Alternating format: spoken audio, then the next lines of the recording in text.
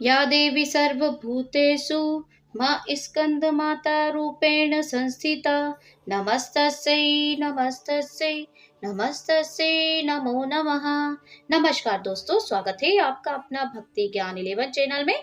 आज के इस वीडियो में हम बात करेंगे माँ स्कंद माता की। जी हाँ, नवरात्रि के 5वें दिन नव दुर्गा के 9 स्वरूपों में 5वां स्वरूप है माँ स्कंद माता का।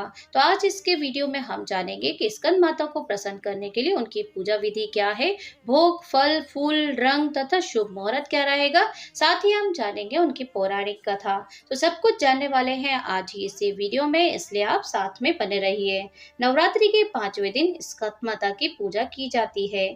पूरे विधि विधान से 5वें दिन माँ स्कंद माता की पूजा आराधना की जाती है। स्कंद का अर्थ है कार्तिकेय, यानी भगवान कार्तिकेय की माता। भगवान कार्तिकेय बाल रूप में स्कंद माता की गोद में विराजते हैं।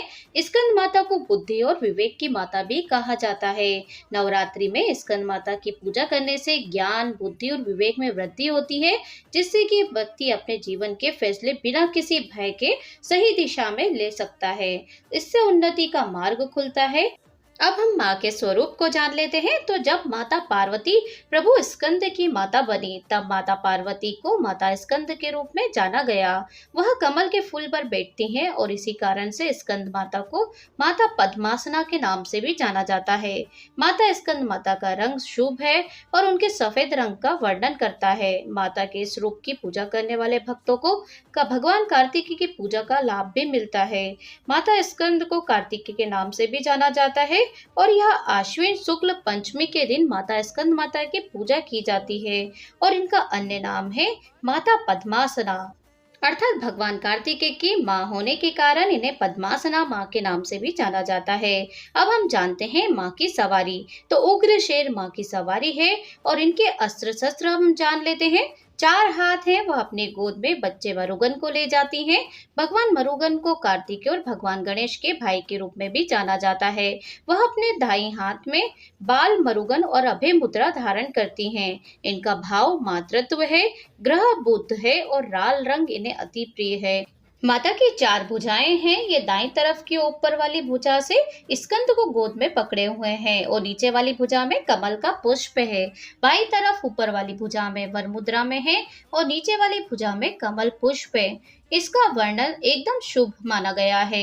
ये कमल के आसन पर विराजमान होती हैं, इसलिए इन्हें पद्मासना भी कहा गया है। सिंह इनका वाहन है। स्कंद कुमार कार्तिकेय की माता के कारण इन्हें स्कंद माता तथा विद्या वाहिनी माता के नाम से भी जाना जाता है।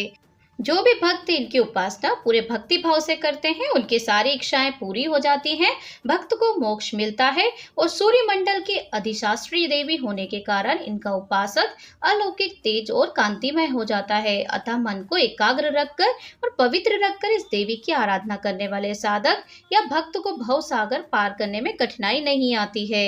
इनकी पूजा से मोक्ष का मार्ग सुलभ हो जाता है। यह देवी विद्वानों और सेवकों को पैदा करने वाली शक्ति है, यानी चेतना का निर्माण करने वाली है। इस तरीके से माँ की स्वरूप को हमने जान लिया है। अब हम जानेंगे माँ की पूजा विधि, अर्थात माँ को प्रसन्न करने के लिए आपको किस तरीके से पूजा आराधना करना चाहिए। साल 2024 में स्कंद माता का 5वां दिन रहेगा, 7 अक्टूबर 2024 को। इस दिन आप पूरे विधि विधान के साथ माता की पूजा आराधना कर सकते हैं, उनके मंत्रों का जाप कर सकते हैं। तो देखिए, आप सुबह के समय में स्कंद माता की पूजा कर सकते हैं। आप सुबह 9 बजे से पहले स्कंद माता की पूजा कर लीजिए, या पूजा का शुभ समय है। स्कंद माता की पूजा विधि इस प्रकार है। तो देखिए, स्कंद माता की पूजा विधि बहुत ही ज्यादा सरल होती है। सुबह जल्दी उठकर स्नान कर लें, उसके बाद स्कंद माता की चौकी की व्यवस्था करें। मंदिर में एक पीले या लाल रंग का कपड़ा बिछाएं और उस पर स्कंद माता की तस्वीर लगा दें। इसके बाद गंगा जल से छिड़काव करें और उसके बाद माता को पीले या लाल रंग की चुनरी उड़ाएं। जब पूजा थाली में जो भी फूल, मिठाई, लौंग, इलायची, दिया और केले का फल रखा है, उसके बाद वो माता को समर्पित कर दीजिए। उसके बाद माता के सामने दिया जलाइए, आरती करें और फूल, फल आदि का भोग लगाएं, जिससे माता अपनी कृपा दृष्टि आपके ऊपर बनाएगी। अगर आप निसंतान है, संतान की कामना है, तो माँ से पूजा आराधना के बाद विनती जरूर करिए। देखिए, माँ की गोद में भी भगवान कार्तिकेय बैठे हैं और भगवान कार्तिकेय माता स्कंद माता के पुत्र हैं। तो आप भी अगर पुत्र चाहती हैं, निसंतान है, संतान की कामना है, तो माँ स्कंद माता से आप सच्चे दिल से विनती प्रार्थना करिए। देखिए माँ आपको जरूर आपकी कामना को सुनेगी और आपकी हर इच्छा को पूरी करेगी। तो इस तरीके से स्कंद माता को आप जानते हैं किस चीज का भोग लगाना शुभ माना जाता है।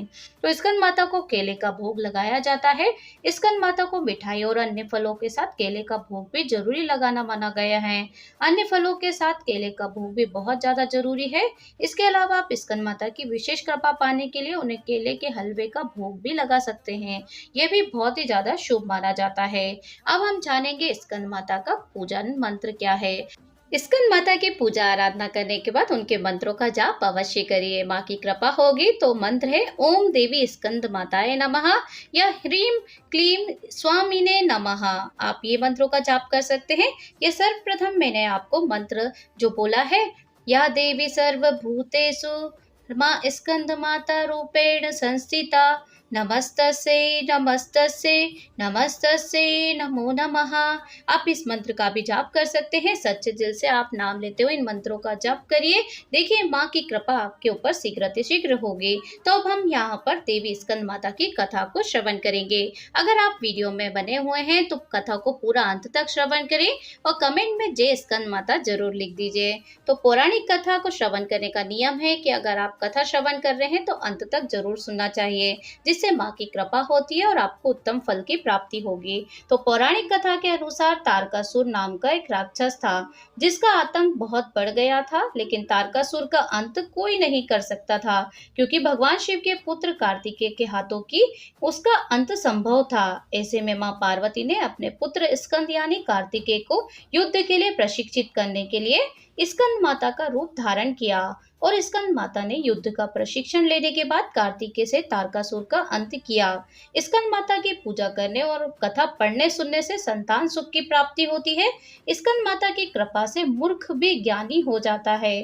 कहा जाता है कि कालिदास द्वारा रचित रघुवंशम महाकाय और मेघदूत रचनाएं देवी स्कंद माता की कृपा से ही संभव हो सकी हैं। तो इस तरीके से माँ स्कंद माता की पौराणिक व्रत कथा समाप्त होती है। आप नवरात्रि के 5वें दिन इस कथा को पूरा सुने। तो बोलिए स्कंद माता की जय।